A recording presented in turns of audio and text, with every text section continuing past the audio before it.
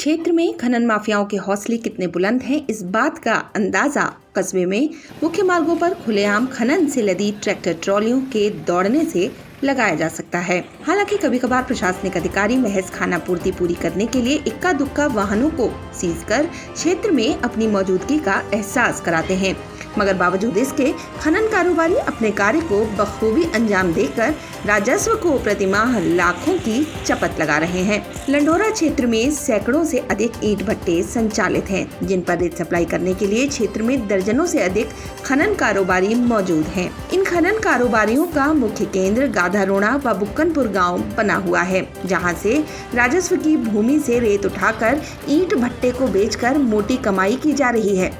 कई भट्टे स्वामी भी इस कारोबार में शामिल हैं। इस संबंध में कई बार गाधारोड़ा व बुक्कनपुर के ग्रामीणों द्वारा लिखित शिकायत भी की जा चुकी है। बावजूद इसके खनन कारोबारियों के हौसले बुलंद हैं।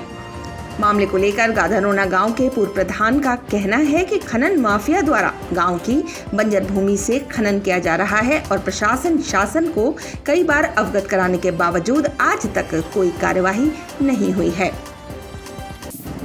ग्रामीणों को सबसे बड़ी जो दिक्कत है और इस जो नुकसान हो रहा है ग्रामीणों को, एक तो ये बंजर भूमि में से इसका खनन हो रहा है। इसके बारे में कई बार शासन को बता दिया गया, इस पर कोई कार्रवाई अब तक शासन प्रशासन ने नहीं करी। रही बात नुकसान की, ये चलते हैं और रास्ते में इतनी मिट्टी रेत गिरता है जिस तक कई ग्रामीणों को चोट लग गई और गिरने से कई की तो आँखें भी खराब होगी, क्योंकि आँखों में रेता भरता है, इसकी वजह से आँखें भी खराब हुई। पौड़ी जिले को अब हेरिटेज शहर के तौर पर विकसित किया जा रहा है, जिससे पर्यटकों की आमद पौड़ी में बढ़ाई जा सके। कंडोलिया पार्क से इसकी शुरुआत की गई है, जो कि एक नए कलेवर में आने वाले साल से पहले ही नजर आएगा। इसके साथ ही शहर में मॉल रोड को भी बनाया जाएगा, जो कि देखने में काफी आकर्षक होगा। दरअसल जिला प्रशासन ने शहर को नैनीताल की तरह विकसित करने की योजना बना ली है और इसके लिए प्रशासन ने डिजाइन भी तैयार कर लिया है। शहर कितना अनोखा होगा, इसका अंदाजा कंडोलिया पार्क के नए स्वरूप को देखकर लगाया जा सकता है, जहां संपर्क मार्गों पर नक्काशी से बने पत्थर बिछाए जा रहे हैं। वहीं पार्क में बच्चों के साथ बड़ों का भी मनोरंजन हो, इस बात का पूरा ख्याल रखा गया है। तो कंडोलिया पार्क ऐसा पार्क है, तो मेरे नॉलेज में कि पूरे इंडिया में अगर आप तुलना करेंगे तो ऐसा थीम पार्क आपको मिलेगा नहीं। उस पार्क की विशेषता ये है कि हर आयु वर्ग के लिए उसमें मनोरंजन के लिए सारी व्यवस्थाएं हम लोगों ने कर रखी हैं। तो ये मान के चलने कि दिसंबर का माह उसका लोकार्पण कराएंगे।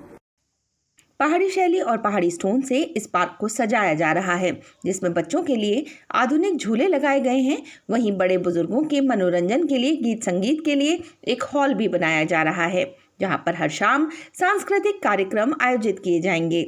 वहीं पार्क को सुंदर और आकर्षित बनाने के लिए यहां पर जापानी मैपल के पेड़ भी लगाए जा रहे हैं। इसके साथ ही मॉल रोड का जो डिजाइन तैयार किया गया है, उसमें कंडोलिया से लेकर सर्किट हाउस और बस स्टेशन तक शहर की सड़क का निर्माण स्टोन से किया जाना तय किया गया है, जो कि आने वाले समय में पर्यटकों को आकर्षित करेगा।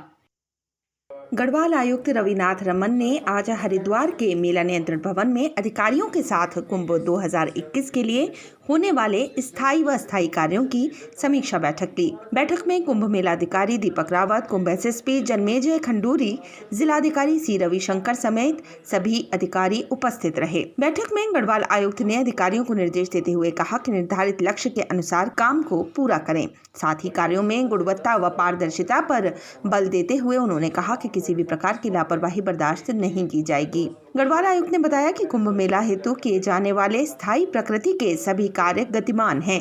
80% स्थायी प्रकृति के काम 15 दिसंबर तक पूरे हो जाएंगे और शेष 20% काम 31 दिसंबर तक पूरे कर लिए जाएंगे। क्योंकि इस बार कोरोना वायरस की वजह से काफ़ी दिक्कतें रही हैं, लेकिन उसके बावजूद विभागों ने बहुत अच्छा काम किया है। तो 31 दिसंबर तक हमारे लगभग सारे काम पूर्ण हो। कोविड के दृष्टिगत भी इसमें जो निर्देश आए हैं, इन निर्देशों के अनुसार जो कार्रवाइयाँ करनी है, भारत सरकार की इसमें निर्देश है, विभिन्न न्यायालयों के इसमें निर्देश हैं, तो उसके अनुसार ही सारी कार्रवाई की जा रही है। अभी एक 1000 बेड के लिए कोविड हॉस्पिटल का भी एक प्रबंध इसमें किया जा रहा है।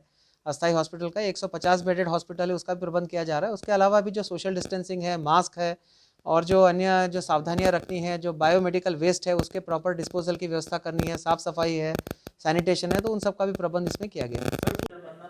उन्होंने कहा कि कोरोना संक्रमण के कारण कुंभ के काफी कार्य प्रभावित हुए हैं, फिर भी विभागों ने अच्छा काम किया है। उन्होंने बताया कि कोविड-19 के तहत कुंभ में 1000 और 150 बेड के अस्थायी कोविड सेंटर अस्पताल बनाने की तैयारी की जा रही है, जो कि जल्द ही बनकर तैयार होंगे। इस बाबत उन्होंने जोर दिया कि कुंभ मेले के दौरान कोविड नियंत्रण के सभी मानकों को पूरा किया जाएगा। राजधानी देहरादून से है, जहां आज एनएसयूआई ने उच्च शिक्षा मंत्री धन सिंह रावत के आवास का घेराव किया। इस दौरान पुलिसकर्मियों ने प्रदर्शनकारियों को आवास से पहले ही रोक दिया, जिससे नाराज होकर एनएसयूआई कार्यकर्ता मंत्री से मिलने की मांग को लेकर सड़क पर ही धरने पर बैठ गए और सरकार के खिलाफ जमकर नारेबाजी करने लगे।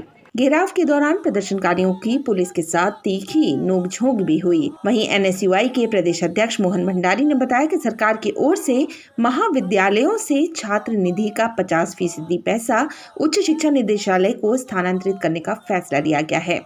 राज्य सरकार द्वारा उच्च शिक्षा को लेकर 2 महत्वपूर्ण फैसले लिए गए हैं। पहला यह हो कि जो छात्र निधि का पैसा है उसका 50% जो कि महाविद्यालय अपने डेवलपमेंट के लिए खर्च करते थे वो अब सरकार को भेजना होगा। और दूसरा यह हो कि जो 18 शासकीय महाविद्यालय हैं उनका जो 100 करोड़ का अनुदान था उसे रोका जा रहा है। हम सरकार के इन दोनों फैसलों का विरोध करते हैं और जब तक हमारी मांगें पूरी नहीं होती हैं हम लोग लगातार प्रदर्शन जारी रखेंगे। एनएसयूआई की मांग है कि इस फैसले को वापस लिया जाए। मंगलवार की सुबह लगभग 9:41 पर रुड़की और उसके आसपास के क्षेत्रों में भूकंप के तीव्र झटके महसूस किए गए। झटके महसूस होने पर आनन फानन में लोग अपने घरों से बाहर निकलकर सड़कों और खुले मैदानों में आ गए। वहीं आईआईटी रुड़की के भूकंप अभियांत्रिकी विभाग के वैज्ञानिकों ने भूकंप की तीव्रता 3.9 बताई है और उसका केंद्र हरिद्वार से लगभग 25 किलोमीटर की दूरी पर डोईवाला में बताया जा रहा है। आईआईटी रुड़की के भूकंप अभियांत्रिकी विभाग के वैज्ञानिक मुकुटलाल शर्मा ने बताया कि भूकंप की गति तेज नहीं थी, जिससे किसी तरह के जानमाल की कोई घटना नहीं हुई है। रुड़की ने अर्थक्वेक अर्ली वार्निंग सिस्टम जो गढ़वाल और कुमायूं हिमालय में लगाया हुआ है, इस तरीके के अर्थक्वेक उसमें हम वार्निंग इशू नहीं करते हैं क्योंकि इससे जानमाल की हानि नहीं होती है।